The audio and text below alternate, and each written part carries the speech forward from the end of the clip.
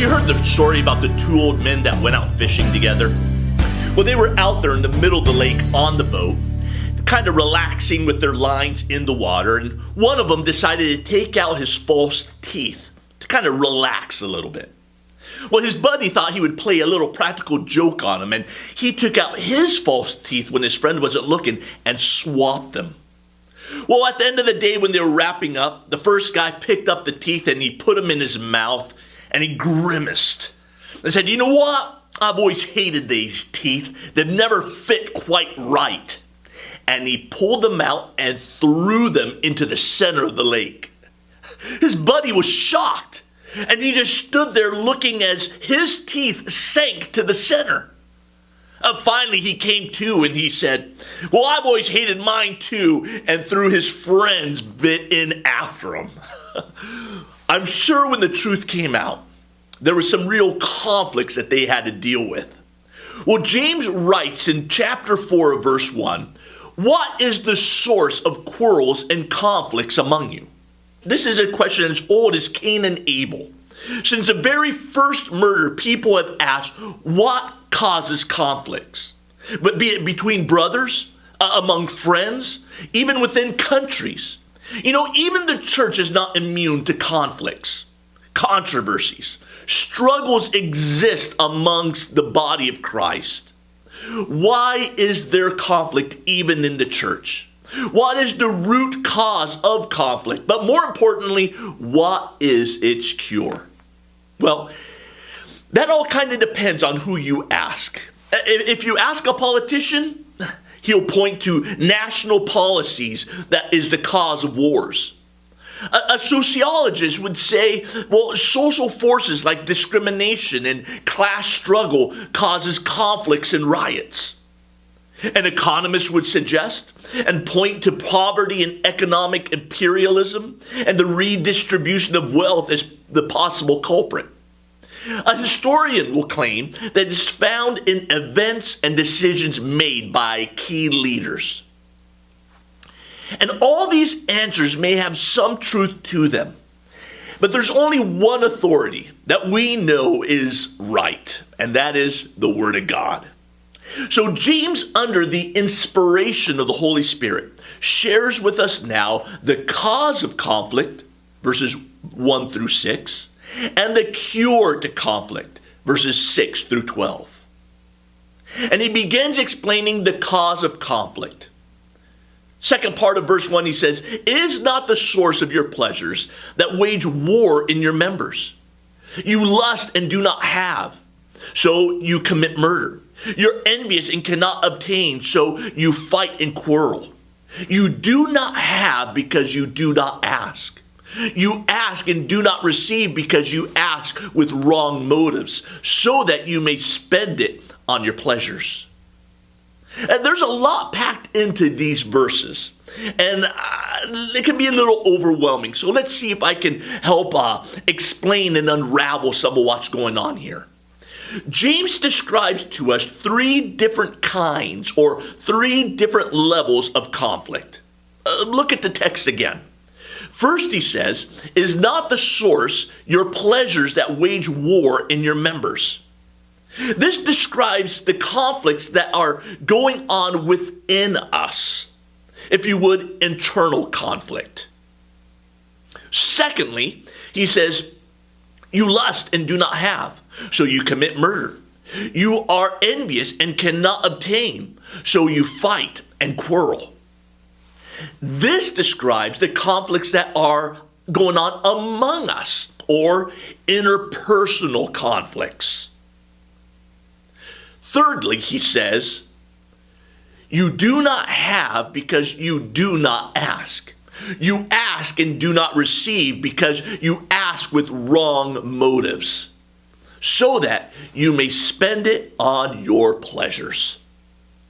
This describes conflict that is going on above us, or spiritual conflicts. So let's look at each one of these individually and identify the cause of conflict. So number one, we're going to look at the internal conflicts. And the culprit, as we will see, is our flesh. Is not the source your pleasures that wage war in your members? This is obviously describing a war that's occurring within us. James identifies the source as your pleasures.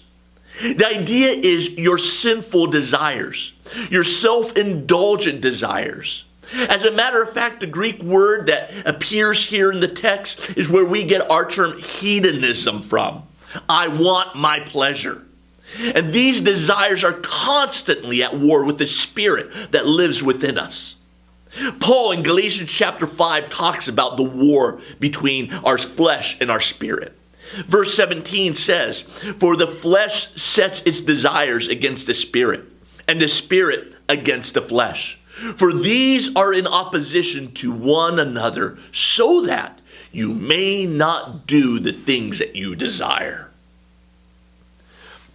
The flesh is that residue that was left inside of us from the old nature. See, when we accepted Christ, the old man, the old nature died, and we were born anew, a new creation with a new nature. But the flesh remains, a residue, if you would, of the old nature that seeks to gratify itself. Every Christian has a battle going on within him between his flesh, what he wants to pleasure himself, and the spirit that wants to obey the Lord. And this is especially true when we're going through trials and tribulations, gang. Remember, that's the context of the book, right? There's a temptation to go the easy way, to wiggle our way out of trials, to give in to what our flesh is craving, versus allowing God to mold us into the image of Christ. So the cause of internal conflicts is the desire to please the flesh, to leave God out, to not follow the Spirit. Secondly, we have interpersonal conflicts, and the culprit here is envy. Verse 2, "You lust and do not have, so you commit murder. You are envious and cannot obtain, so you fight and quarrel." You desire, and you don't get it, so what do? He says you murder. You covet, and you can't get it, so you fight and you quarrel. Again, it is because we want our way. I remember one time when my girls were little, and I went to the store and I saw one of those great big old bins filled with those rubber balls. You know what I'm talking about. Well, I thought it'd be great if I could get one for each of them, for Sophia and for Ellie. So I got a great big old blue ball and a great big old pink one. I was excited to give it to them, and I remember walking in the door with the balls in my hands and calling the girls to come, and then I realized I was in trouble. You see, I should have gotten either 2 blue ones or 2 pink ones. But with one of each, now I had to decide who got which one. So Ellie was the first to show, so I gave her the choice. And I said, "Which do you want, the blue or the pink?" And she stood there thinking for several seconds. And finally she looked at her sister and says, "I want whichever one she wants." The cause of interpersonal conflict is envy, jealousy, covetousness, competition. I want what I want, and if I have to fight you, so be it. The war within us, the war among us. Thirdly, he talks about the war above us, spiritual conflict. And its culprit, he identifies as worldliness. The last part of verse 2, "You do not have because you do not ask." Why do we not pray like we should? It's called pride. You can determine the exact amount of pride in your life by how much or how little you pray. Prayerlessness is independence. I can do it on my own. Not only that, he says, "You ask and do not receive because you ask with wrong motives, so that you may spend it on your pleasures." And when you do pray, he says, you're praying with the wrong motives to get what you want for whatever pleases you. I want my way and I want it right now. It's worldliness. Look, verse 4, you adulteresses, do you not know that friendship with the world is hostility toward God? Therefore, whoever wishes to be a friend of the world makes himself an enemy of God. Or do you think that the scripture speaks to no purpose? He jealously desires the Spirit which he has made to dwell in us. He calls them adulterers and adulteresses. And that's not to be taken literally here, but rather figuratively. You see, when the Old Testament prophets wanted to talk to Israel about their unfaithfulness to God, they would always compare it to adultery. And James does the same here, and he tells these believers that they're being unfaithful to God. They're putting their desires ahead of God. He says, whoever wishes to be a friend of the world makes himself an enemy of God. They're worldly. Now, we use the term worldly to talk about different behaviors. And that's not exactly biblical. We'll call going to movies worldly, or playing cards, dancing, drinking, smoking. That's worldliness. But being worldly is having the attitude of the world. And the attitude of the world is they leave God out of it. And that's the idea here. Look, he says, do you not know that friendship with the world is hostility toward God? It's leaving God out. Being worldly is simply leaving God out of my choices, out of my decisions, out of the situations I'm confronting. It's saying I can do it and I will do it my way. I don't need to ask God. I know what's best. We like to reduce worldliness to certain actions, but it's an attitude. So you can go to church and it could be a worldly act. Let me ask, why do you sing? Is it to be heard by others? To impress them? That's worldly. How do I pray?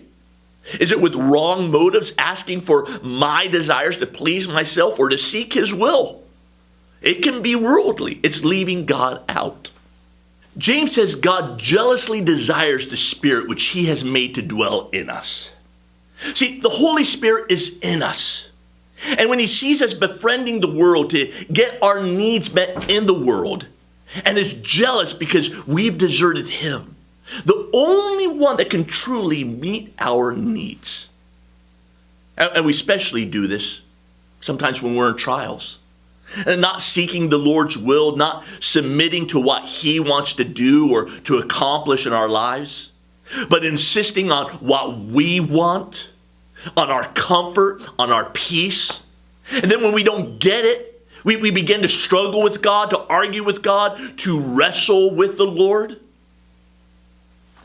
So these are the three kinds of conflicts we all confront. And there are actually three different levels, if you would, because they do impact one another.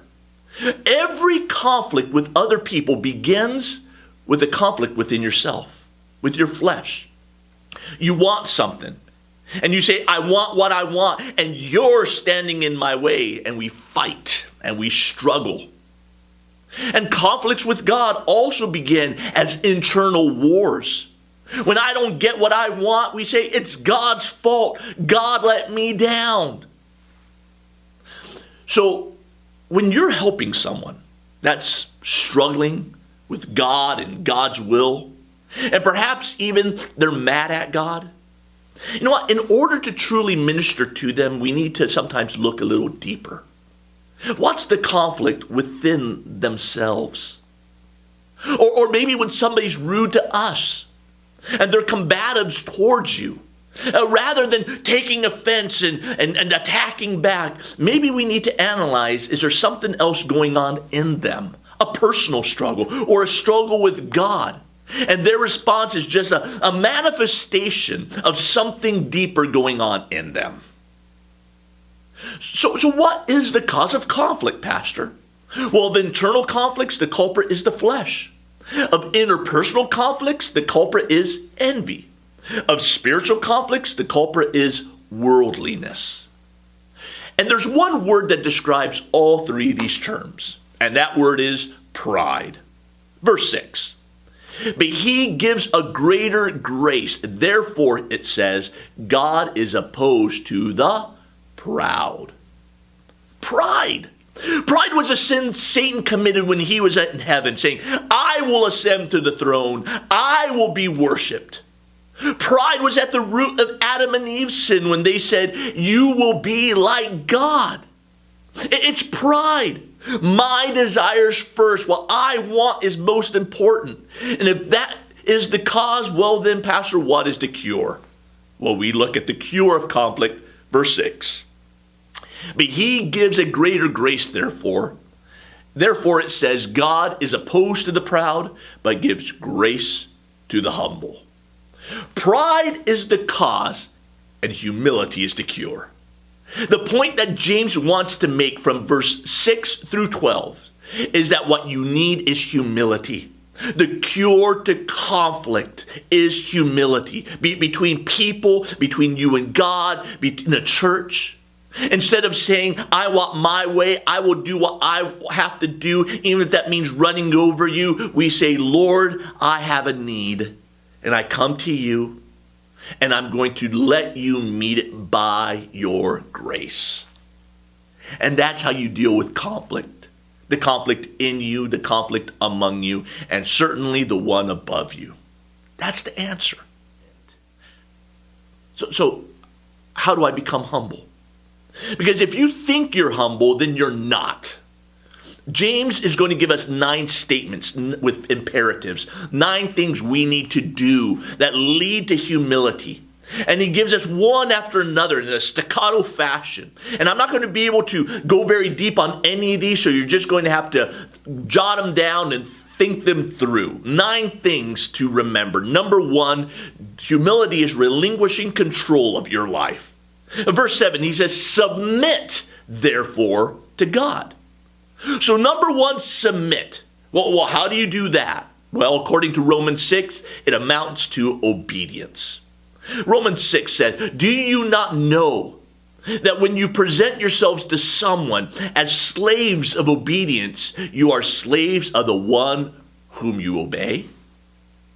In other words, I'm not going to leave God out, but include God in every desire, in every need, in every pleasure. I will do things his way and allow him to have his way in my life. So a single girl who wants to get married, and she's not finding that guy at church, so she gets desperate and goes out and finds one elsewhere. And now she's married in a continual conflict because, well, he doesn't want her to go to church. He doesn't want her to give money to the Lord.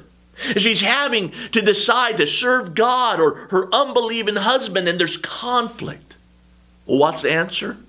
She needs to submit. She needs to submit to God early on and decide, I'm going to only marry a believer.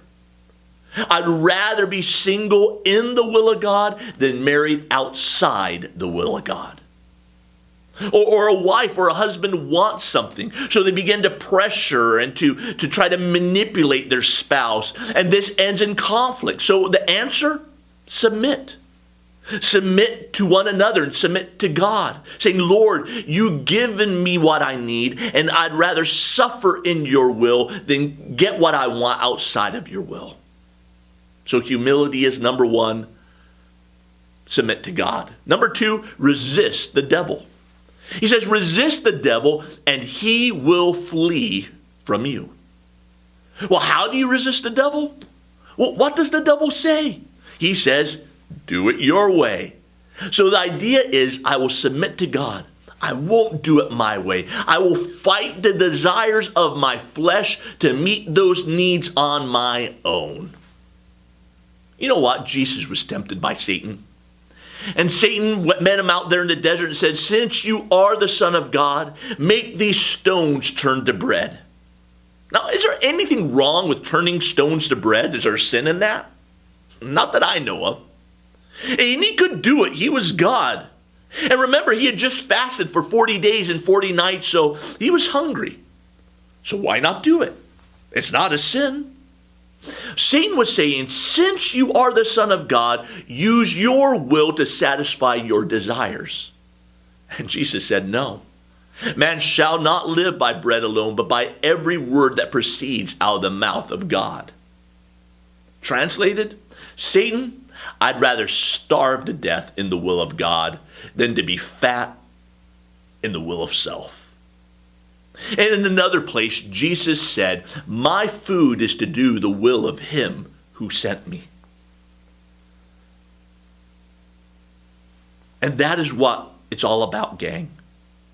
Saying, Lord, supply my need. And if you don't, apparently I don't need it. Humility. Number 3, restore worship to a priority. He says in verse 8, draw near to God and he will draw near to you. The verb here, draw near, is used to speak of priests who were approaching God with the sacrifice. They would draw near. And worship helps remind us of our dependency on God, on our need for God, in every area and aspect of our lives. When we worship him, we remind ourselves of his greatness, of his magnificence, of his importance, and our insignificance. It's as John the Baptist said, he must increase and I must decrease. What is humility? Number 4, renounce sinful actions. He says, cleanse your hands, you sinners. Sounds like an Old Testament prophet, doesn't it? Saying that we need to clean ourselves before we approach God. It reminds us also of the priests who would go and wash their hands at the laver before they would offer a sacrifice or worship the Lord. Cleansing hands refers to our actions. He says, renounce sinful actions, and in hand with that, number 5, reject sinful attitudes. So he not only says, cleanse your hands, you sinners, but also purify your hearts, you double-minded. Reject sinful actions, specifically double-mindedness. This is the person who loves God part of the time and is living like the world the other, the worldly Christian. He says, purify your hearts. And when you stumble, he says, verse 9, be miserable, mourn, and weep. So number 6, humility is to react to sin with sorrow. You know, James is a realist, and we're all going to sin again. So what do you do when you sin? Well, don't be cavalier about it. James says that when we sin, when we've done something that grieves God's heart, we should mourn and weep. Do you have sin? Have you cried over it because you know that you've broken God's heart? Humility is number 7, refrain from a frivolous attitude. He said, let your laughter be turned into mourning and your joy to gloom. He's not saying that as Christians we need to be all sour and dour about life. No, we're to be filled with the joy of the Lord. And yes, laughter is the best medicine. But he says, make sure you don't have a frivolous attitude towards sin and worldliness. Number 8 in humility, respond humbly to success. Verse 10, humble yourselves in the presence of the Lord, and he will exalt you. Did you know that this concept appears in the Bible over 50 times? The concept is, if you want to be filled up with God, you have to humble yourself more. If you want blessing, it's not about promoting self, but finding it through humility and understanding who you are. Now, humility is not thinking less of yourself, but rather it's thinking of yourself less. So when we're successful, he says, be humble. And finally, number 9, refuse to slander your brothers. He says, do not speak against one another, brethren. He who speaks against a brother or judges his brother speaks against the law and judges the law. But if you judge the law, you are not a doer of the law, but a judge of it. James gives more about this one than all the rest. Why? Well, how does conflict usually begin in the church? Church fights and wars and conflicts come about because of individuals in the church who have desires and want what they want and refuse to give in to others or even to the will of God. So they fight and argue and struggle. And this leads to criticizing and slandering and judging one another. He says, "Do not speak against one another, brethren." The chief role of the devil is to slander the people of God.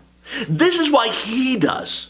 And while most of us don't set out to do the work of the devil, that's exactly what we're doing when we speak evil against our brother. We're doing the devil's work. We speak against them when we complain about them, or we tell stories that make them look bad. We judge their motives. We condemn them. And anything we say that tears them down instead of building them up is speaking against them. And such speech is one of the most common problems in the church today. All of us walk around with two buckets. One bucket is filled with water and the other is filled with gasoline. When we come upon an issue in the church, we have one of two options. We can either pour gas on it and on what's being said and make it into a bigger deal. Make the flames roar hotter. Or we can take the other bucket and pour water on it and extinguish it. If we understand this, we would not have as many issues in our churches as we do today. Because issues in our church are made up of people being talebearers and taking things out of context. Well, I don't talk bad about people. I mean, other people tell me, but hey, maybe you should say something. Maybe you should say, hey, that's not right. Hey, don't say that. Hey, that's not the way we should be talking. And we should pour cold water on those type of conversations and shut them down. But how often, though, do we pour gas on it? I heard about that. I'll tell you what, we need to pray together about this. And we use prayer as an excuse for being carnal. Well, before we get into our discussion time, how does all this relate to the theme of the book, which is triumphing over trials? Well, remember, this book was written to Christians who had been undergoing some very difficult situations, some trials and persecution. And as a result, many of them had grown despondent and defeated. And they had given themselves over to self-indulgence. They'd become very selfish. And some of them were angry at God, and there was a lot of fighting going on amongst them. So James, at the very beginning of the book, said the key to triumphing over trials are three things. 1, be quick to hear. 2, be slow to speak. 3, be slow to anger. So he says, first of all, we need to be quick to hear. But hear what exactly? Well, the word of God.